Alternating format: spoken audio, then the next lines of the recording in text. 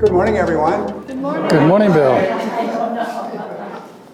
The faithful remnant. I just wanted to thank our teachers and moderators. I just wanted to thank our teachers and moderators for 6 months of training and discussion and passion and expertise.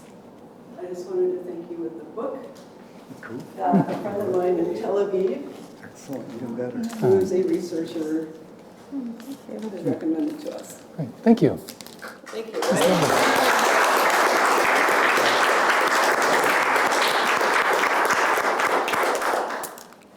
Thanks.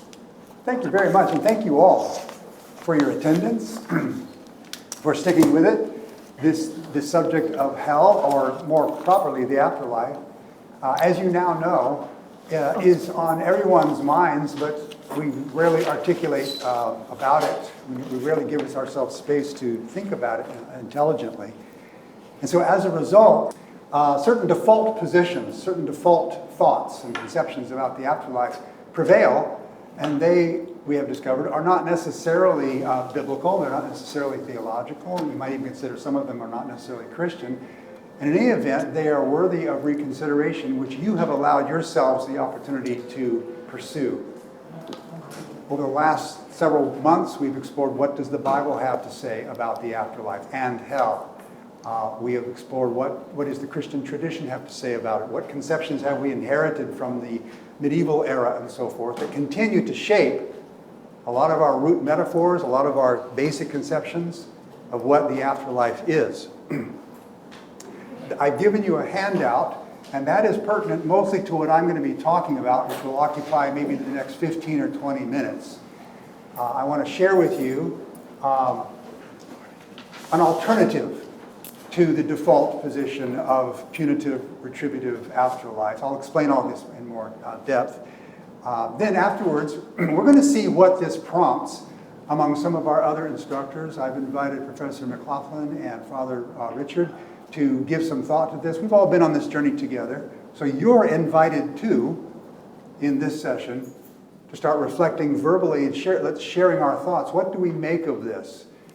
And just by way of some ground rules, I want to remind you what we've learned is there is no single orthodox position on the afterlife, which gives us permission to go with what we find compelling and resonating in our own souls and spirits. So I invite you in that spirit to consider this topic in our last session. So, thinking about the afterlife. Let's talk a little bit about the afterlife. So what do we even mean by afterlife? And I love this image, because in this image you have a human figure on this side of the door, and the door or portal is a universal metaphor for passage from this embodied time, space, life to, and that blank is the problem. To what? Okay, so you have this individual transitioning through this portal into some kind of continued existence. And my friends, this is part of the challenge. The challenge is we have all we have are words and concepts that have been shaped by this manner of existence. And those words and concepts, we struggle to have them describe, well, how can we describe or understand this other existence? And we fall back on metaphors. The biblical writers always did that. And we try to find ways to make it intelligible. And the intelligibility is critical. Just to remind you, I'm actually summarizing most of what we've been doing over the last 6 months. This could be coming back to you. And one of the challenges for this has to do with a certain moral dimension. So let me just unpack some things. First of all, we know how to talk about this side of the door. We borrow language to talk about that side of the door, and it's hard for us to imagine like eternity, or better, timelessness. Timelessness is foreign to our experience on this side of the door, except in mystical experiences which are notoriously difficult to verbalize. We can even have experiences that I was timeless. I don't know, time was not passing. I didn't know where I was spatially. But try talking about that. Yeah. intelligibly, and we run into this brick wall. So we're constantly borrowing language. That's a restriction, that's a difficulty. But more challenging to us, this is again by way of review, more challenging to us is to make this intelligible. We work to make this life intelligible. It's rational, we understand what we're doing. So, that poses challenges. And then there's a moral dimension. This is the second part. The moral intelligibility of our existence is what gives rise to notions of afterlife. And here's how it works. You know this. Universally, there's this sense that in this life, what you get is what is what you gave. Okay. So if you gave evil, you should get evil. Okay. And again, we realize universally it doesn't always seem to happen on this side of the door. Okay. So universally, afterlife conceptions are generated not exclusively, but largely by this longing for a moral intelligibility to our existence. So if not in this life, then in the next life, you get what you gave. And it makes it intelligible to us, and we find comfort in that, we find security in that, and we can move on with our lives. So how exactly does that work in the afterlife? Well, here you have a variety of notions. Often, it's some version of reincarnation. That is, you live this life in this embodiment, and you pass into, well, your spirit, or your soul, or your essence, or your consciousness re-emerges in another birth, physical birth, and a new life. This is found in all kinds of traditions. You see what it is. It's a way to make sense of things so that it can't be that everything is all morally sewn up in this life. We know that's not true. So reincarnation is one popular notion and variations on that theme. I want to share with you a bit about Christian universalism as a way to understand this post-mortem existence where we can summarize continuing to have conscious experiences after death. So this will be our working definition, however that is more specifically defined. Are you tracking with me? Okay. Christian universalism then maintains that in the end, all people will participate in the salvation achieved for them by Christ. Okay.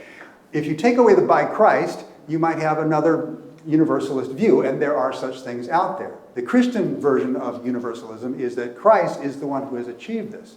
And just to wrap it all up in a nutshell, this is it's insufficient, but basically by recreation. Christ saves the world because through Christ, God recreates, God reboots. Okay, Paul uses metaphoric language, the prophets use metaphoric language and so forth, but it's all pointing to that same thing. Let me unpack a little bit of the thinking behind this. In this notion that no one is left behind, all of creation is redeemed, which means every human being is redeemed. This is a strikingly sweeping statement. And that's why Paul said, yeah, this is scandalous. This is a shock. And by the way, I just want to add, Christian universalism, or apokatastasis in Greek, the restoration of all things, this seems to have been a notion that was actually created by Christian theologians. When you do comparative study with Zoroastrianism and other ancient religions, they had their versions of Christian universalism, but not what we see in this particular articulation. So why might we consider Christian universalism? Basically, because an afterlife of eternal, conscious, retributive torment, it makes no logical sense, it makes no moral sense, and it makes no theological sense. It makes God into a monster, and it turns our morality into completely irrational framework. And I want to unpack this with you right now. So here is a staircase going down or up. And I want to demonstrate the logical ridiculousness of the retributive concept by just juxtaposing these two words. Justice and eternal punishment. It just takes a moment of reflection to realize you cannot have those two as co-equals. Because if you have a finite transgression, how can you logically have an infinite punishment? You see the logic. I'm just channeling all the early theologians. They saw this a long time ago, and they've been working on it for over 2,000 years. There's a series of books on the history of Christian universalism that are quite good, and they're listed on that bibliography that I shared with you. to summarize this particular notion, these are not compatible. If you've got eternal punishment, by definition, you're not talking about justice anymore. You're talking about cruel and unusual punishment, which is not justice. We'll come back to this notion of what justice actually is in this view in just a moment. So, infinite punishment for finite transgression makes no logical sense. Let's move on.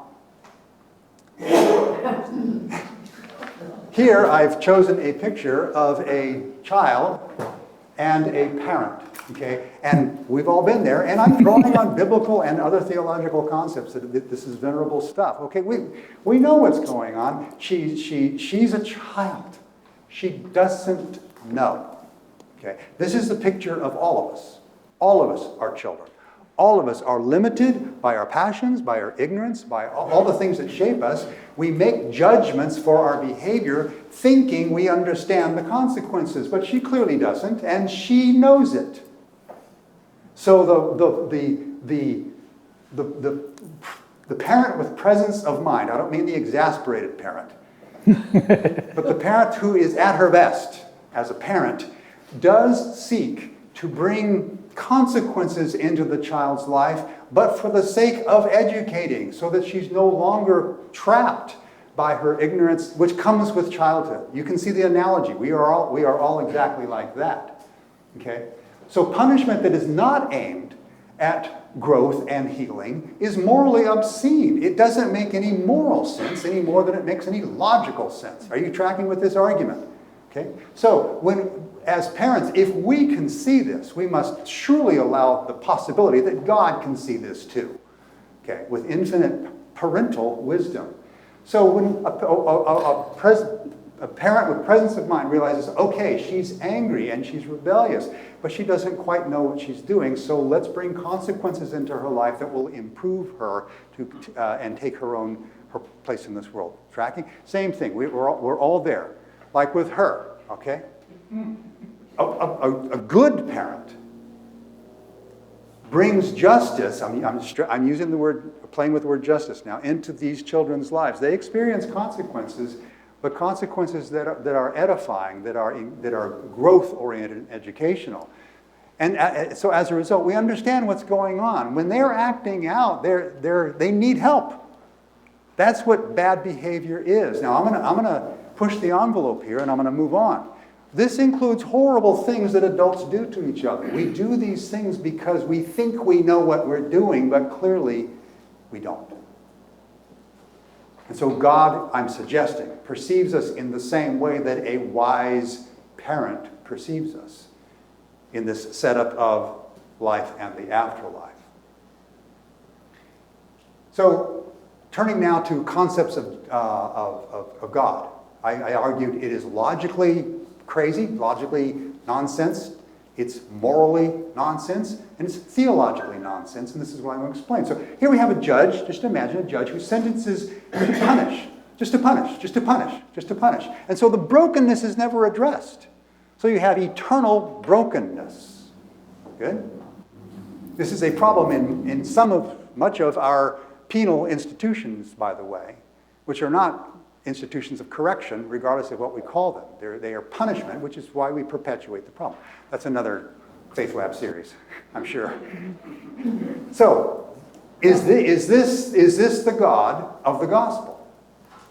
Or a judge who does bring down sentences and consequences, but those consequences rehabilitate into eternal wholeness? And we do aspire to this when we are at our best in our own legal institutions. Like this, which is an actual case where you have a judge who realizes there are consequences for this defendant, but not devastating consequences, rehabilitative consequences. Okay? The suggestion in Christian universalism is that this is more true to the God revealed in the gospel.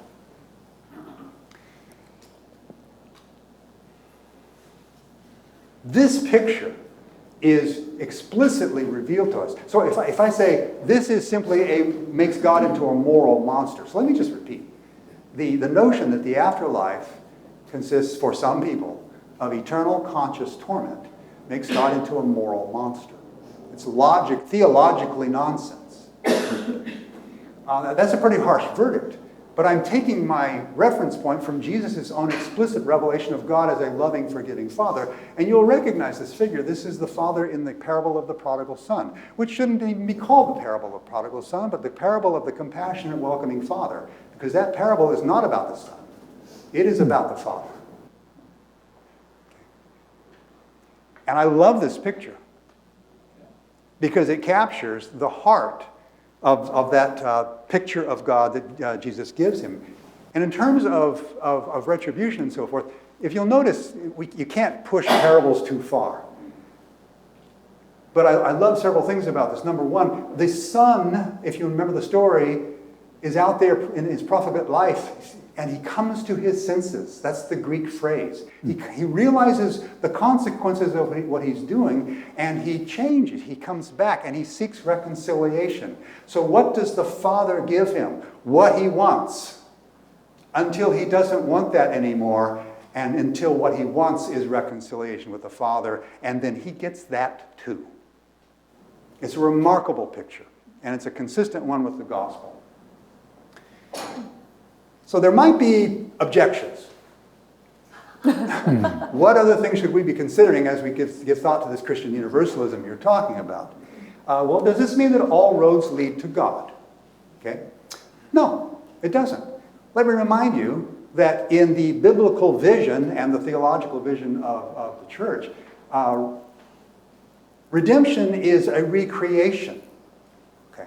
God is saving the whole world. That means everyone in it. So to say that Jesus is the Savior of the world is not the same as you must be a Christian to benefit from his salvation that's wrought for everyone. One does not necessarily entail the other. Okay? I'm addressing all the other objections behind this, like what about the people in Africa who never hear the Gospels? We always cheat on this thing anyway. You know, what about the 7-year-old? Well, okay. What about the native in Africa? Well, okay. What about the people who this or the people who that? Well, okay. So our own practice realizes that whole system is full of holes. So no, it doesn't require. It just acknowledges that Christ is the decisive factor in the redemption of all things. Well, what about, does this mean there's no post-mortem punishment? It's interesting, if you read the history of Christian universalism, which is a 2,000-year history, virtually every theologian recognizes, and again, we talk about duration, which is a difficult thing after death, but somehow there is a purging, there is a cleansing, there is a making whole of the person. And there are lots of different various descriptions of how that might be. All of them, of course, are speculative because we can't know. But no, it does not require that there's no post-mortem punishment.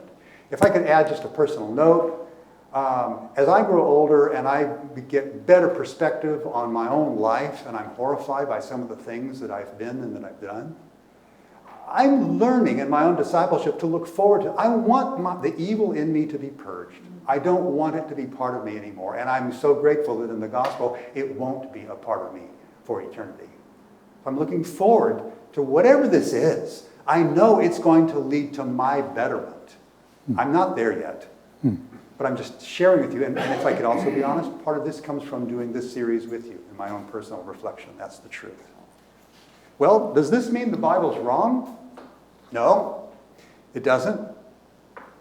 Because the Bible doesn't say anything unambiguously and clearly and definitive on the subject. We've covered this.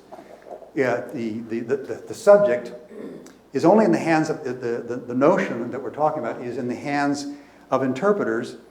That's how the Bible is brought to bear on immortality and divine justice. In other words, we're not going to get very far if we say the Bible teaches this or that doctrine, since we are the ones who decide what the Bible teaches. And if you have a problem with what I just said, I invite you to read my book.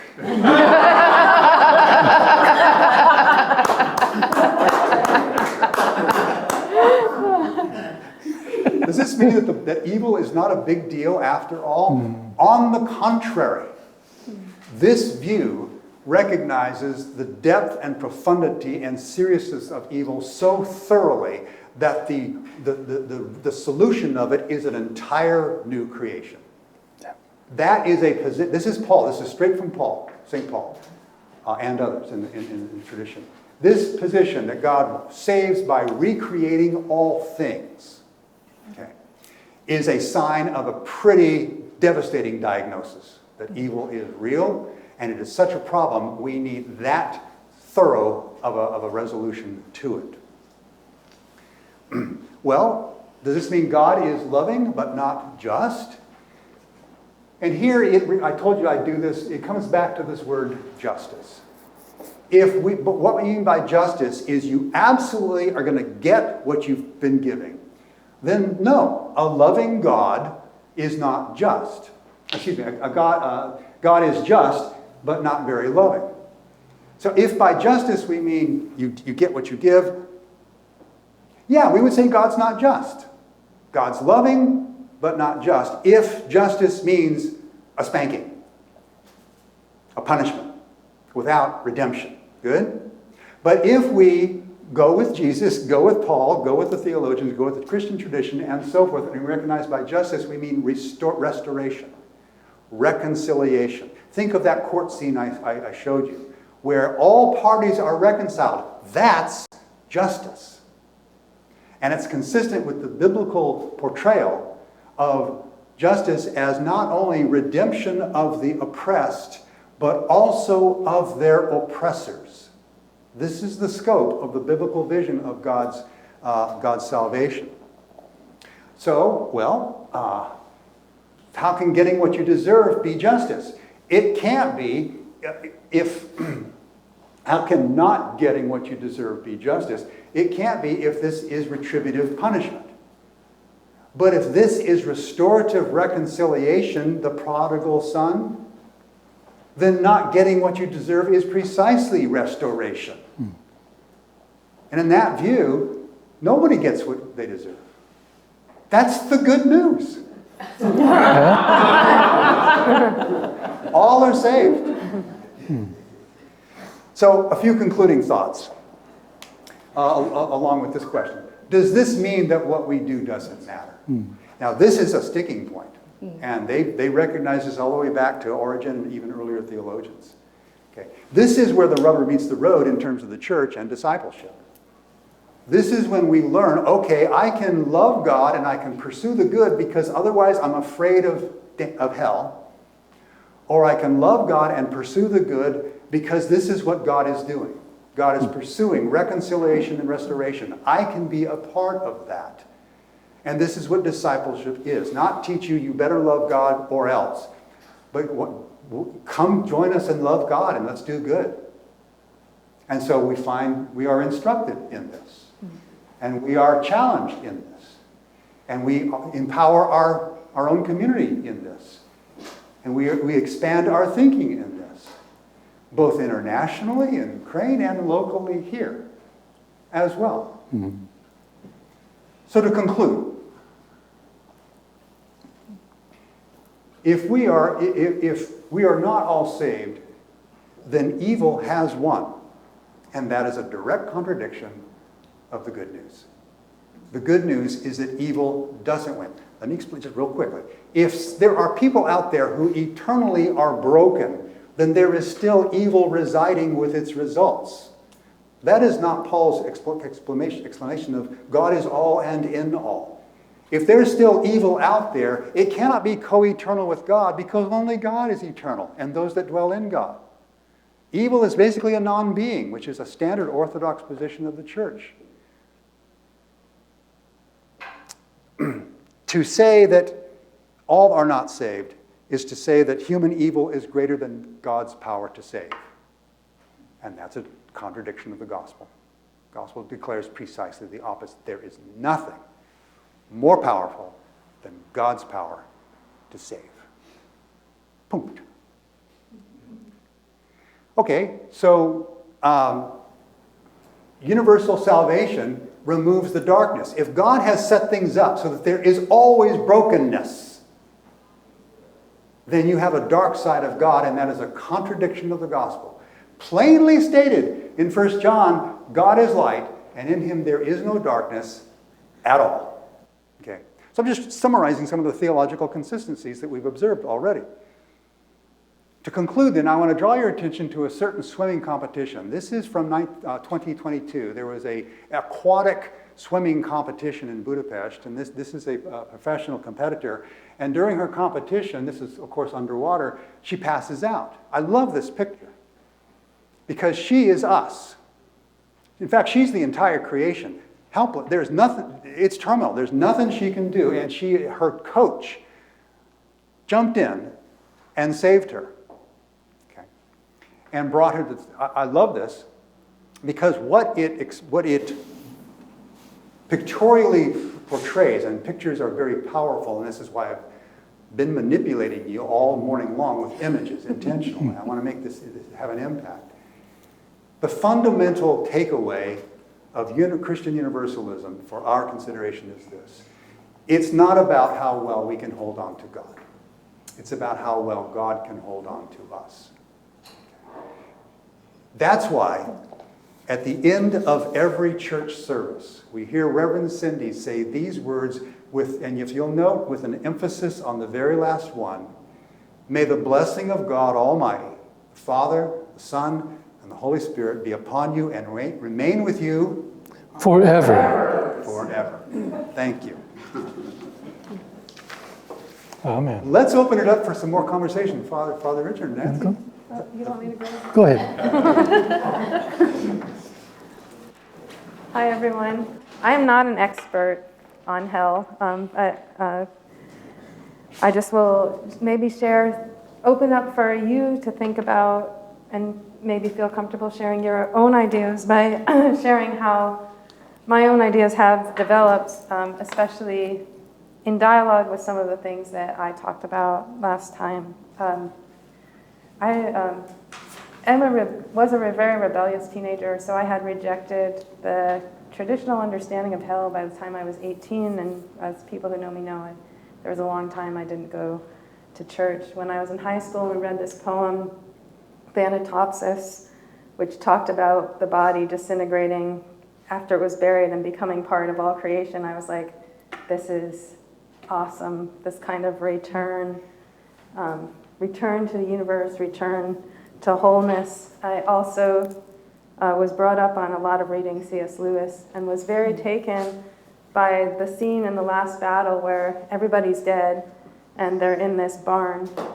And the barn expands into paradise for the people who are believers, but there's this one group that still thinks they're in the barn. And so people are coming up and saying, this is, a beautiful fruit from paradise. And they're like, this is donkey doo-doo, get it away from me kind of thing. Why are you doing this? Or they say, they'll pick them up and swing them and be like, this building has no edge. And they're like, you just hit me into the walls. They can't perceive that they have been saved, that they're, and I was like, okay, I can kind of accept that understanding, which ended up, as I grew up, to be understandings other theologians had thought about, like Origen, and a lot of the monastic thinkers who I was attracted to right away. This idea that, hell isn't God punishing people, in like a medieval torture understanding. It's the distance between the individual and God and not being able to reach that understanding or be open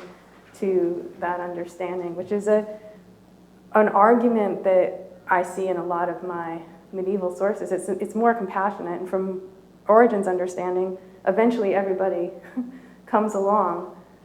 From medieval understandings, not so much, but there is this, so people who don't come along can end up in hell, and even if we think about how C.S. Lewis presents this in The Great Divorce, which is his version of the Last Battle for grown-ups, you have this understanding, which I kind of still hold to, but I've found it's in my experience, its weaknesses, this understanding that as we are walking through this life, we can always choose between heaven and hell by choosing to be more virtuous, more open, less holding on to our tiny focus, and more open to a divine focus, a communal focus, a focus on love, as Bill so nicely put with that slide with the which way are you going to go kind of thing. So I really adopted that strongly and tried to live up to that.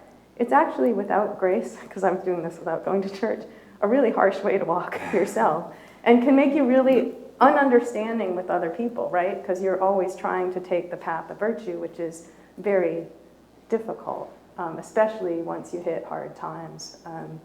So what I find kind of interesting with that, it can kind of lead to a burnout or a continual frustration of, which I think a lot of people who try to be good have, with an inability to hit imperfect standards. Like, I think when we confess our sins publicly, that line, things left undone, that's a big category, right? That category always hits me. And so since I've come back to this loving, wonderful community and thought about grace and thinking about grace in my own life and my experience as a teacher and even the writings of some medieval mystics, one thing I'm realizing is that compassion with yourself, you still try to be good, compassion with yourself, compassion with others, and, realizing that we need grace to go along. And so I'm just thinking about, for those of you who remember that there was a video that we watched about trauma, and there are all these people in a prison yard, like they've all done really bad things, and there's a facilitator and says, take a step forward if you only grew up in a house with one parent, take a step forward. If you were abused as a child, take a step forward. And working with undergraduates who are not in jail, but just seeing my experience over 25 years of teaching, that students do the best that they can in the moment. We have a system, it's like, well, you didn't study or you didn't do this, but usually they're bringing the best that they have. And like when they don't succeed, sometimes you find out that there's something really horrible, behind that. Not that like I give everybody A's, but it's something that has kind of shook me up for life. And then seeing that video about trauma, and so I am trying to move to a place where there's this understanding that a lot of the harms or evil it's passed on from a previous generation or a previous situation. And so this kind of idea of punishing individuals for what they do doesn't really make so much sense. And so there's two more things I want to say, hopefully. One, the theologian I wrote my book about, Yarchin, who, I wrote about his misogynist tradition, so I didn't make him look very good. But he also wrote a lot of really beautiful works on mystical theology. And in thinking about heaven, which is a way of thinking about the other side of hell, he hoped that he would have an understanding that would accept how little understanding he had of the universe. Like that acceptance would be okay. It's kind of a sense of humility, of not trying to understand the whole thing. And I'm currently reading a work for an assignment I have next week. I'm going to a podcasting camp. But there's, I have to read this book. It's written by an activist and who has experienced burnout in trying to pursue social justice, and moved away from this kind of we're right, we're going this way, to a very small focus on deep relationships with individuals, which brings me, I was thinking, these are my notes to Bill's talk. I was thinking while Bill was talking, and that there's overlap here, and the thing is, if everybody isn't saved, then the universe is broken. Those points of pain affect everybody else's salvation. And at the same time, we can lessen those points of pain. Like, we can be agents of God's grace and bring the whole system around just by our tiny little actions of love. They matter. If we think about them mattering for our own points to stay out of hell and go to heaven, that's one thing. But if we think about them mattering for our ability to bring everybody else along, that's also just really amazing. So you see, I didn't really talk about hell. I kind of but I think I was talking about my personal experience of creating a hell for myself and trying to pursue this very strict a path of virtue and self-judgment that didn't work in the end. Not that I ignore virtue, but this idea, I'm trying to work with this idea of, being open, being humble, and, as much as you can, and not holding on to, people getting punishment, realizing that when people, or when we do things that break us and have consequences, that a lot of times it's prior trauma that's being expressed, and the move towards healing seems more appealing to me. But those are just my opinions. Thank you. Thank you, Nancy.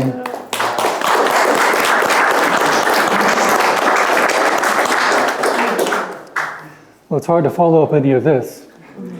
First of all, Bill, thank you for heading this whole thing up. You're welcome. Yeah, this has been a remarkable series. I found myself in those sessions that he was at, the first two particularly, that things were just exploding inside of me.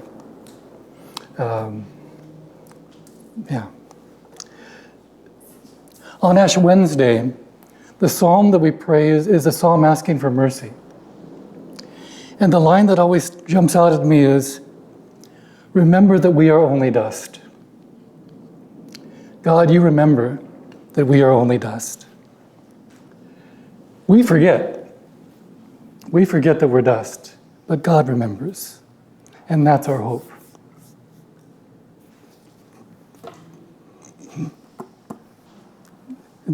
It's hard to find words right now.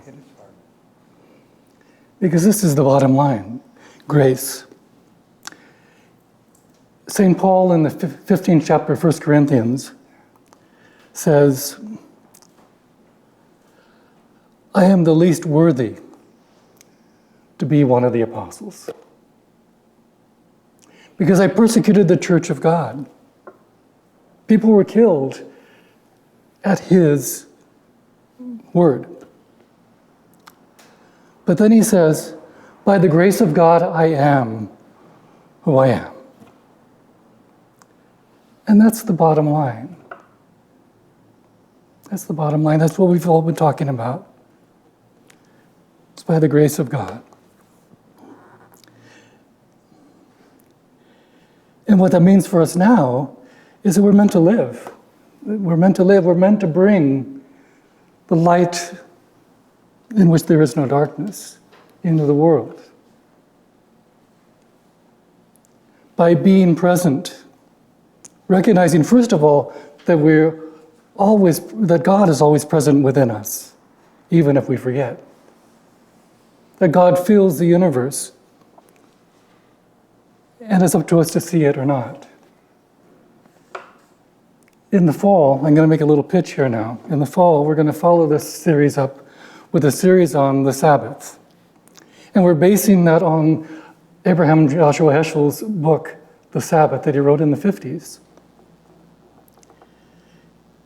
And one of the lines he says about Sabbath is that Sabbath is recognizing the sacredness of time.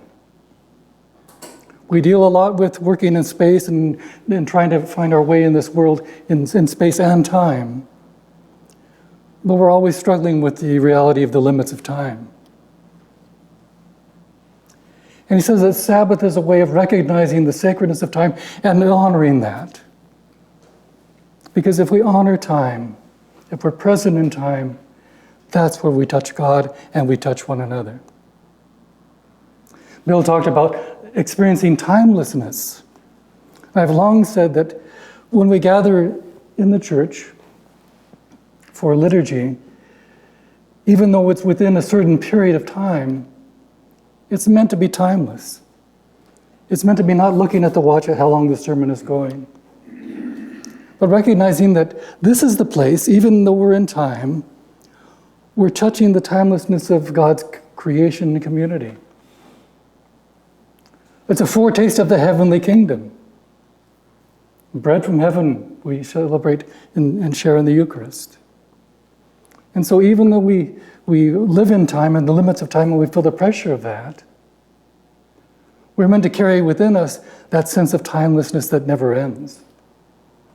As Bill was saying, we might be in a conversation with someone and it just goes on, and we say, well, where did the time go? Because it was a timeless experience. It was expansive. It was engaging and connecting. And so Sabbath, in Heschel's idea, is that it prepares us for the afterlife. It prepares us for what comes next because we're already participating in it even now. Talking about the realized eschatology, that already according to John's writings, we will never die because we're already alive again. We've been born again. So that whatever happens in our aging bodies really has no consequence because the life that we're already knowing will continue. We don't know exactly what that will look like, but we will have a sense of it because we've already known what it is to experience timelessness. So in the fall, 3 months, September, October, and November, we'll be looking at Abraham Heschel's book on the Sabbath. It's a short book, but it's a remarkable way of thinking about how we honor time in our lives. Thank you.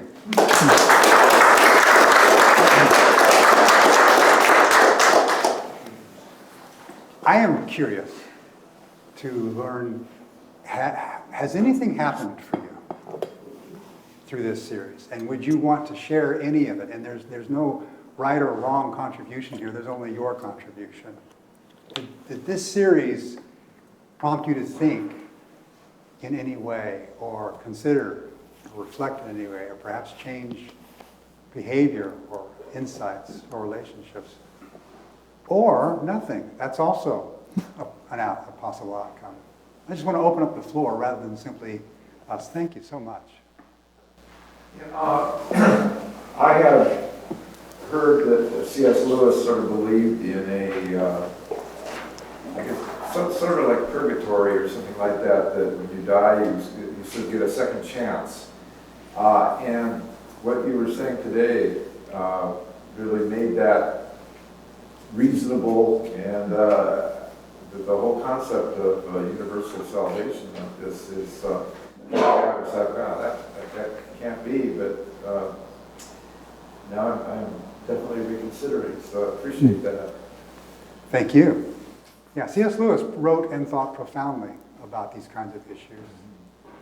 At least provocatively in terms of provoking thought, which is exactly what you're saying. Thank you. Yeah.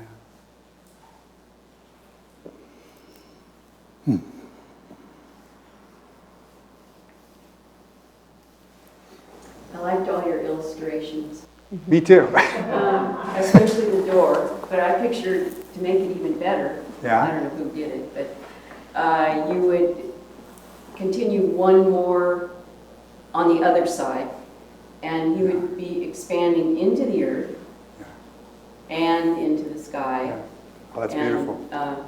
Just continue That's beautiful. regenerating out there somehow. But I've always thought it's comforting to know recreating out. We are stardust, like you said, Yeah. Mm-hmm. and we're returning to And dust. we return to dust. Yeah. And I like, Nancy, what you were saying, reminding us that there's this, Yeah. words are hard. There's this deep satisfaction, realizing that your molecules will become others' molecules. Yeah. And so that has its own trajectory, which, however, is limited. It has the limit of the universe's finitude and so forth. So whatever happens to our spirit, which we've been trying to explore, pretty certainly something good also happens to our physical organism. A very inviting thought. Thank you, Ann. And if I get better at AI, I can make a better image. Yeah. Any other thoughts, friends? Thank you. I just, when we were traveling, we went to a planetarium and the scientist was talking about, you know, the beginning, the Big Bang Theory. And this is not related to hell, but it really struck me, and it's one of the things I remember most about the truth, is what he said. He said, our math, as we get closer and closer to the Big Bang, just breaks down. And it could be that it is eternal. Yeah. And this is what the scientists use cotton mollers or something like that. Wow, that's pretty profound to think about that. That, you know, we threw that out there, that all of this has been eternal, you know, and our going through it is eternal as well. Yeah. That's a very good observation. The current state of not only physics, but human consciousness. You find a situation where social scientists and psychologists, and especially physicists, these are hardcore mathematics is the language scientists, bumping up against metaphysics. And so what is beginning to happen, and will certainly continue to happen, is a greater confluence of training in not only physics, but also metaphysics, by necessity to advance both fields of knowledge. I really like your comment. Other observations, friends? Thank you. This morning helped me figure out why or how God can love Hitler. Because I have a hard time with that and people like that. So thank you. Yeah, me too. Yeah. Thank you. Yeah, and that's when it really just smacked me. Bill, which is greater, Hitler's evil or God's power to save? And I was trapped. Once that question confronted me, I had to think it through and start considering something that I thought unconsiderable. So thank you for your comment. I'm glad to know I'm not alone. Yes, sir. Yeah, just trying to give me a little rope here. Try to articulate this, but like what I do for a living is I'm in chemical manufacturing, so I'm a synthetic chemist. So what I do is I take one thing and make another out of it and sell it to a client. So this client needs what's known, there's an agreement between us called a specification. And that specification is, among that is like appearance, and then there's a whole bunch of other things. Now you think about us, and you think about the electromagnetic spectrum, okay? So we can only see between about 270 and about 750 nanometers. Okay, so I'm able to characterize this by things that I can't perceive, or hearing. I'm only can really describe 2 of 5 senses. Hearing, because they are, they're put into things like kilohertz, and they're put into what you can see. So I feel that that's sort of an analogy to what happens after we leave this earth, and that everything will be. That we can perceive all the things that we can't perceive, because our perception, at least what we can measure is our perception. I mean, there are things out there like there's chemical sensing, there's pheromones between people that are attracted to each other, chemical signals that are not totally understood. Yeah.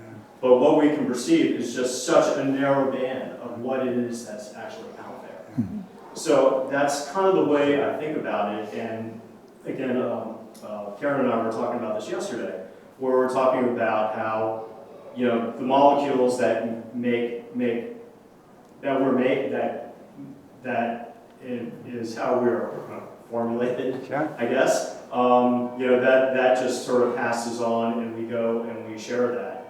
And actually, that's not necessarily incorrect, because Right. part of decomposition of our corporal body is it will be hydrogen, and that hydrogen will actually leave our atmosphere and actually leave our planet Yeah, at some point. Yeah. At some point in the far distant future. yeah, yeah. I love what you're saying. Thank you so It's much. beautiful, yeah. Because you've given another frame of description for this. We come to our senses, like the prodigal son. We see, oh, Yeah, Oh. so there's like several things like in a Yeah, specification, and excellent. we gotta have instrumentation That's to look right. at that, because we can't perceive that. that's right. That's a great example. Yeah. And thank you for that. And thank you for, we're done. Thank you for your continued participation.